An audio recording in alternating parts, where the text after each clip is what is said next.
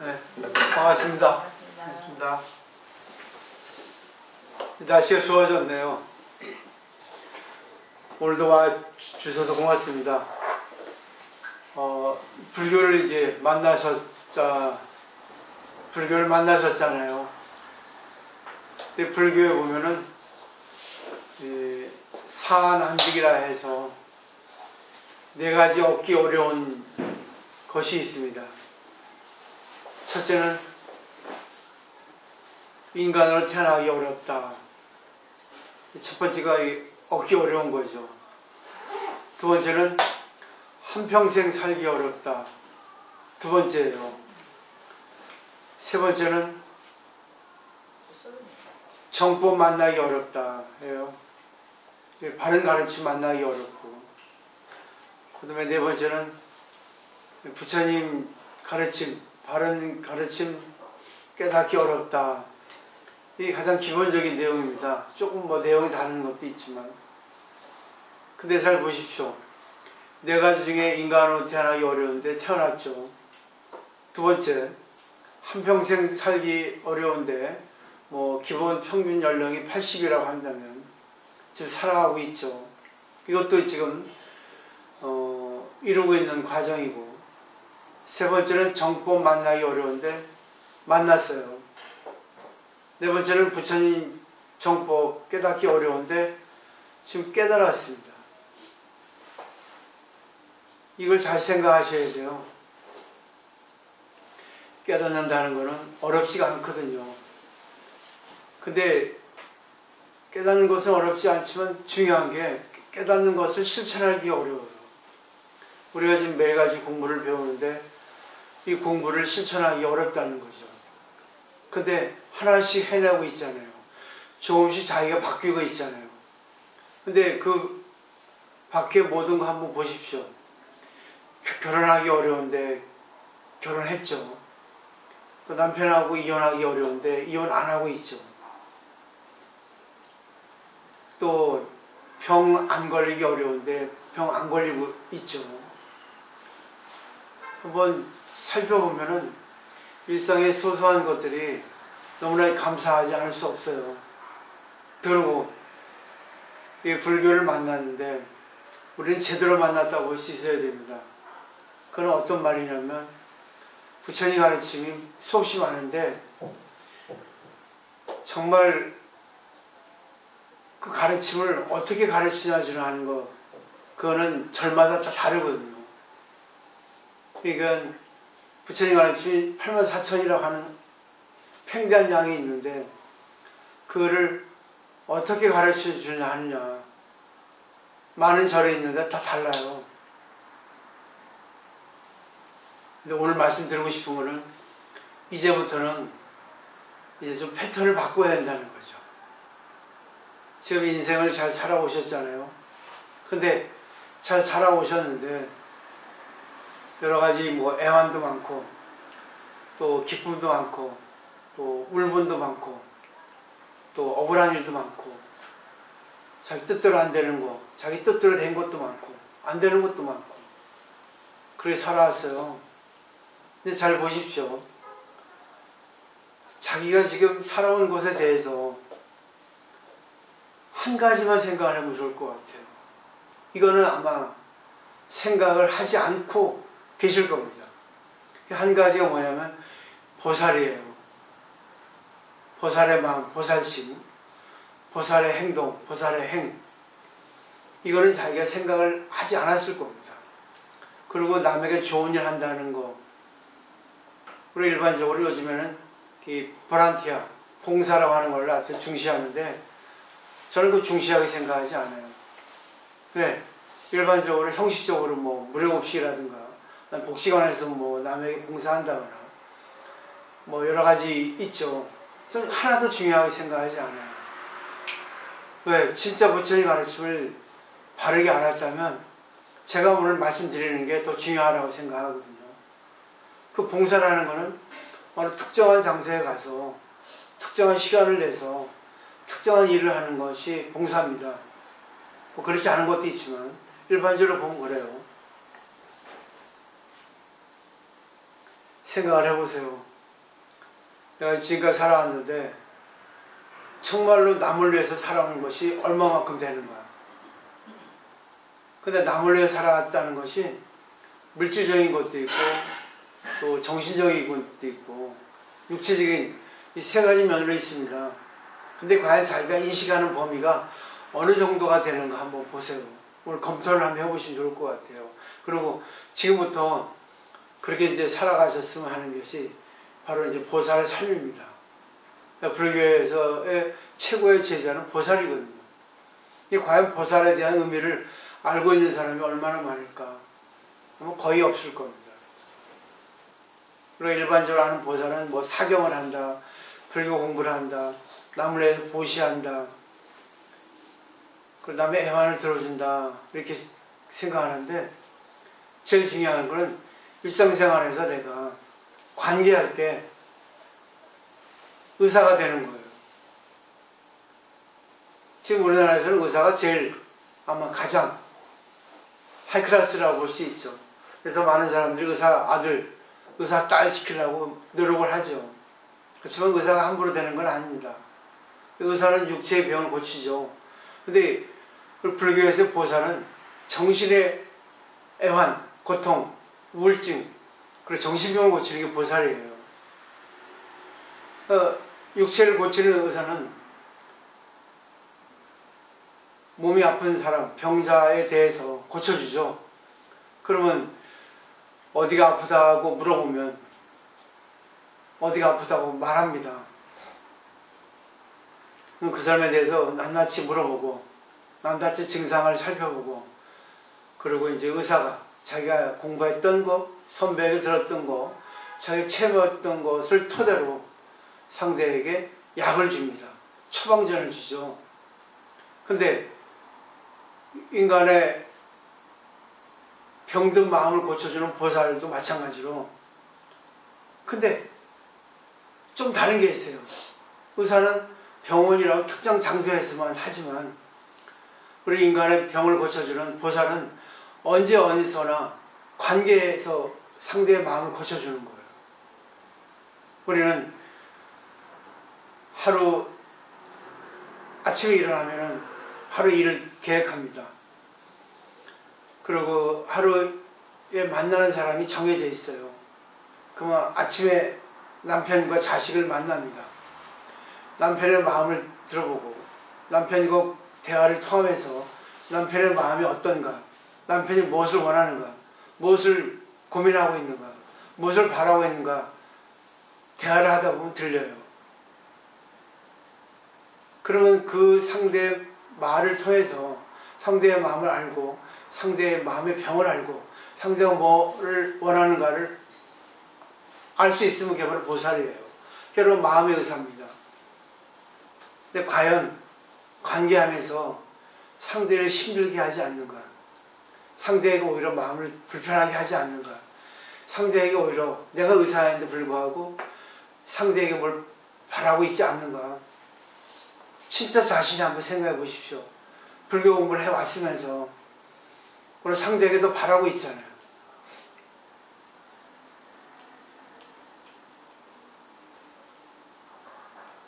평소의 생활에서 상대의 말을 듣고 상대의 마음에 원하는 걸 알고 상대가 뭘 지금 아파하고 상대가 뭘 바라는가, 그리고 상대가 지금 고쳐야 하는 것은 무엇인가, 상대의 마음의 병이 무엇인가를 알아차리는 거, 이게 바로 보살이에요. 이거는 시간이 제약 없습니다. 장소 불문이에요. 언제 어디서 누구하고 관계할 때, 직장에서, 집에서 도반하고 개모임 갔을 때, 쇼핑했을 때 언제 어디서도 적용할 수 있는 거거든요. 만나기 어려운 걸 만났잖아요. 그게 바로 관계입니다. 거기서 나는 뭔가를 얻어야 돼요. 이제부터 시작입니다. 상대를 구제해 준다는 것은 어렵지 않아요. 단 여기서 문제가 뭐냐면 우리는 상대를 들어준다, 상대를 알아준다 하면서 상대의 병을 더 나쁘게 해주는 병이 있습니다. 자기를 잘 보려고. 상대가 잘못해도 불구하고 들어주면 된다 하고 그걸 끝나버리면 상대의 병을 악화시키는 거예요. 근데 상대가 잘못하는 건 상대가 하고자 하는 것을 들어주면서 잘못되고 있지만 다 들어주고 나서 그 사람에게 그것이 잘못됐다는 걸 어떤 방법으로라도 상대의 병 상태에 따라서 약을 뭐 조금 주든지 아니면 주사를 주든지 닌겔을 주든지 혈관 주사를 주든지 아니면 입원시키든지 하는 방법을 써서 상대에게 뭔가를 인지시켜 줘야 되거든요. 근데 그걸 하지 않아요. 오히려 상대가 잘못한 건 다 들어주면서 그 사람의 그 병을 더 악화시키는 그런 것이 있습니다. 그런 사람이 불교 공부를 해가지고 그와 동시에 자기도 병에 걸려요. 그러니까 나쁘게 쓰는 거죠. 그래서 제가 오늘 밴드에 카페에 정신과 그리고 뇌과학 그리고 인간 카운셀러들의 내용의 책을 내가 번역해서 하루에 2~3가지씩 올려주기로 제가 약속을 했어요. 매일같이는 할 수 없을지 몰라요. 매일같이 할 수 있는데 그럼 너무 식상할 수 있고 그러니까는 교대교대를 하든지 불교는 그 근본이에요. 근데 그 지말적인 거 자세한 거는 인문학, 과학, 뇌과학, 또 의학, 또 심리학, 철학 이걸 통해 가지고 다 우리가 배울 수 있거든요. 긴 거는 밴드에 못 오르지만 긴 거는 카페, 짧은 거는 밴드에 제가 이렇게 올려드리는 거예요. 내가 얘기하니까 쉽게 해요. 그러니까 권위자, 예를 들면 이 세상에서의 그 의사 면허를 딴 사람들, 심리학 박사들, 또 대학 교수들, 철학인들 이름 있는 분들의 말을 빌어서 제가 전해드리는 거예요. 그러면 쉽게 공부할 수 있잖아요. 일반 책을 보기는 쉽지 않아요. 그래서 저는 우리나라 사람들보다 일본 사람들이 더 쉽게 책을 썼거든요. 또 와닿아요. 그리고 그런 명성이 있는 분들이 대개 보면 불교를 의지하고 있습니다. 불교 가르침하고 믹스해가지고 책을 쓰는 사람들이 많아요. 앞으로 죽을 때까지 할 거예요. 근데 그걸 통해가지고 여러분들이 중생을 구제하는 보살행을 하시라는 거예요. 간단히 마지막으로 법화경 법사품에 보면은 보살의 중생을 구제하는 법이 나와 있습니다. 의자실 3개, 옷, 자리, 방, 이 3가지 규칙에 의해서 중생을 구제하는 거예요. 법사품에 보면은 우리가 보살인데 법사가 되는 겁니다. 근데 일반적으로 법사라고 하면은 면허를 따야 돼요. 자격증을 따야 되는데 법사인데 법화경에서는 그게 아니에요. 오정법사만 하면 됩니다. 오정법사는 5가지 일이에요. 수지, 독송, 서사, 해설. 부처님 경전을 읽고, 부처님 경전을 받아들이고, 부처님 경전을 읽고, 부처님 경전을 숙지해서 외우고, 그거를 쓰고, 그거를 해설한다. 근데 그냥 단면으로 하는 게 아니라 그걸 자기가 받아들여서 자기 말로 하는 거예요. 그러기 위해서는 상대방의 말을 듣고, 그러니까 대화를 통해서 그 사람의 말을 듣고 그 사람의 어떤 마음을 가지고 어떤 것에 문제가 있고 어떤 것을 바라는가 그걸 다 관찰한 다음에 상대하고 관계하는 거. 그러기 위해서 3가지 법칙이 의자실 3개입니다. 그래서 법사품에 보면은 아주 간단하게 우리 또 법학은 다시 한번 공부해야 되겠죠. 열의 방에 들어가서 열의 옷을 입고 열의 자리에 앉는다 그랬어요. 근데 열의 방에 들어가는 것이 먼저고 열의 옷을 입고 열의 자리에 앉는다 이게 순서인데 왜 일반적인 학자들이 의자실 3개라고 순서를 바꿨겠어요. 순서를 안 바꿔도 관계없는데 다 똑같은 거예요. 공이라는 거예요. 근데 순서를 바꿔서 의자실 3개입니다. 열의 옷을 입고 열의 자리에 앉고 열의 방에 들어간다. 열의 옷이라는 것은 유화인욕의 옷이라고 돼 있어요. 유화인욕입니다. 인욕이 아닙니다. 유화, 부드럽게 인용한다는 거예요. 그 유화인용은 상대방의 입장을 이해한다는 겁니다. 그리고 상대방의 입장이 된다는 거예요. 근데 상대방의 입장이 돼서 상대방을 이용하는 사람이 많아요. 나쁘게. 근데 저는 보살들을 이용합니다. 좋게. 보살들을 진짜 공부를 하게끔 저는 이용을 하려고 노력을 해요. 방편으로. 근데 우리 일반 사람들은 보살들을 악용합니다. 그 상대를 내 편을 만들려고. 상대에게 나의 존재를 부각시키려고. 그게 안 좋아요.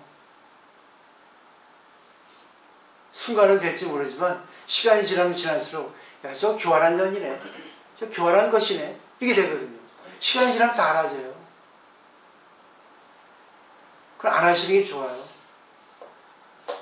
정말 진실되게 상대방에게 내가 무슨 도움을 줘야 되나, 상대방을 어떻게 좋게 이용을 해야 되나, 저 사람에게 어떻게 하면 불교를 전해줄 수 있나, 그리고 나머지 인생, 지금부터의 인생을 행복하게 해줄 수 있겠나, 있지 않겠나, 이거를 해야지만 이용이라 하는 거예요. 좋게 사용하는 겁니다. 관계할 때 유화인용, 상대의 입장을 이해하는 겁니다. 이해해요. 상대방의 입장이 되지 않으면 안 돼요. 결국 내가 상대방이 나보다 밑이면 밑으로 내려가서, 나보다 위면 위로 올라가서, 이렇게 우리 지금 삶의 경험이 있으니까 할 수 있습니다. 첫 번째가 상대방에 대한 이해, 상대방 입장에 처해서, 두 번째는 뭐랬죠? 의좌, 부처님의 자리에 앉는다. 일체의 법 공에 나간다는 거예요. 모든 것은 공이라는 것을 아는 겁니다. 공이라는 것은 잣대가 없어요. 그러니까 내 잣대로 상대방을 보는 게 아니라 상대방 잣대로 상대방을 보는 겁니다. 그리고 더 나아가서는 부처님 잣대로 상대방을 보는 거예요. 그 세 가지 잣대에서 상대방을 평가하고 그를 믹스해가지고 바란스 맞춰가지고 중도로 차별과 평등의 이치에서 바란스를 이루는 거예요. 그 생략에 보면 그런 게 있어요.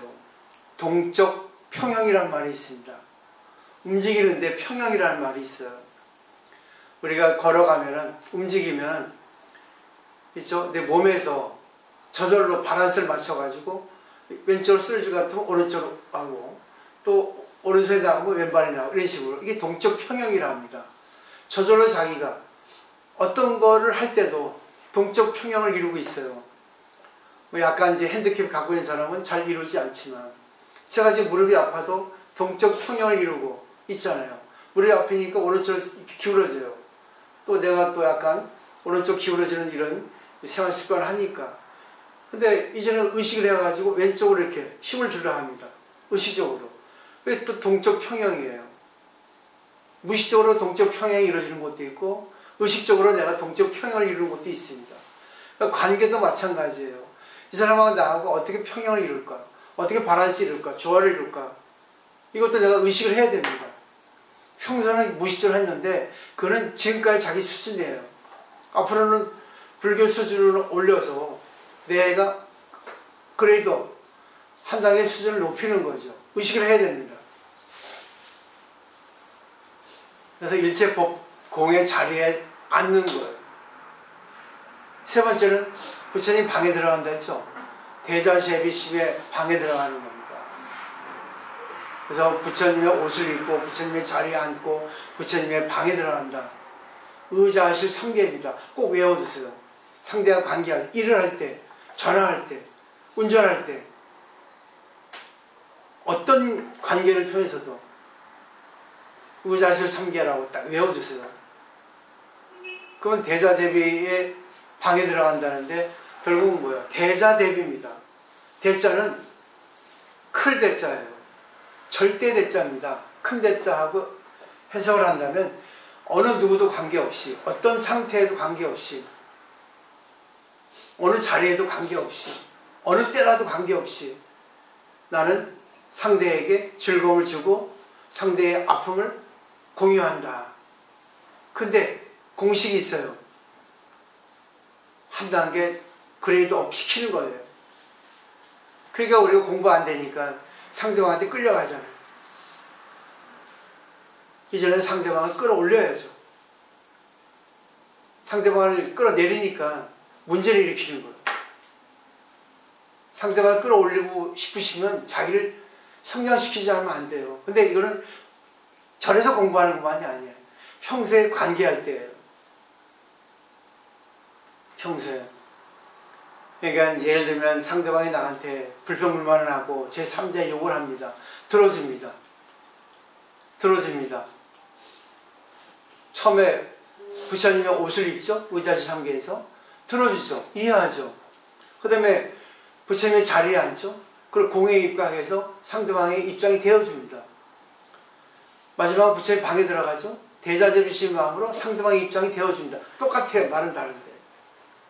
근데 거기서 끝나면은 그는 잘못 공부한 거예요. 거기서 마지막 한 단계가 나와야 됩니다. 뭐예요?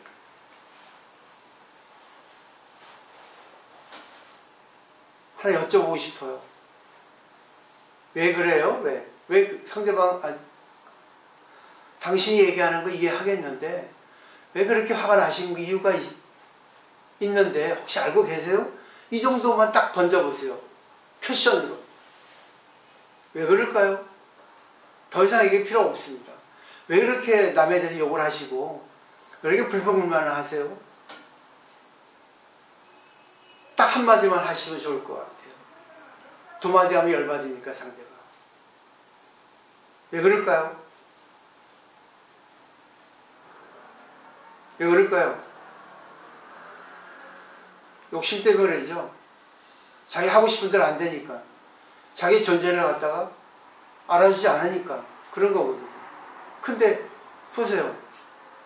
내가 보살이라 하면은 상대의 병을 고쳐주기 위해서는 마지막 그걸 안 하면 안 됩니다. 여태까지 한 적이 없으시잖아요. 있어요? 묻고 싶어요. 오늘도 그쪽의 입장에 빠져들지 않았어요? 만약에 이것이 오늘 이후로부터 관계할 때 해지면은 상대방에 맞춰주는 거, 맞춰주면서 끌어오는 것이 아주 이렇게 능숙해집니다. 상대를 나에게 맞추기 위해서는 내가 먼저 맞춰주지만 하면 안 돼요. 근데 내가 맞춰주고 나서 다시 끌고 오지 않으면 안 됩니다. 이게 바로 보살이에요. 이거를 잘 모른단 말입니다. 대부분 불교 공부하는 사람들이. 그죠?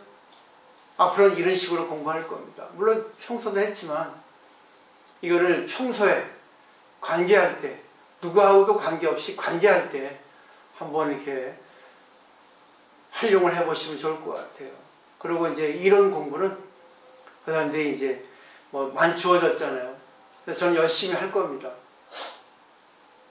의식을 가지고 동적 평행을 이루시는 자기 의식을 조금 더 한껏 부풀려 가지고 활용을 하시면 좋을 것 같아요. 그러면 어느 누구하고도 관계할 때 동적 평행이 밸런스를 맞출 수 있는 거예요. 근데 그 밸런스 맞추는 게 부처님이 가르치면 맞추는 거예요. 상대에게 놀아나는 게 아니라, 상대를 더 나쁘게 하고 내가 더 다운되는 게 아니라, 이렇게 하시면 좋을 것 같아요. 오늘 마치도록 하겠습니다.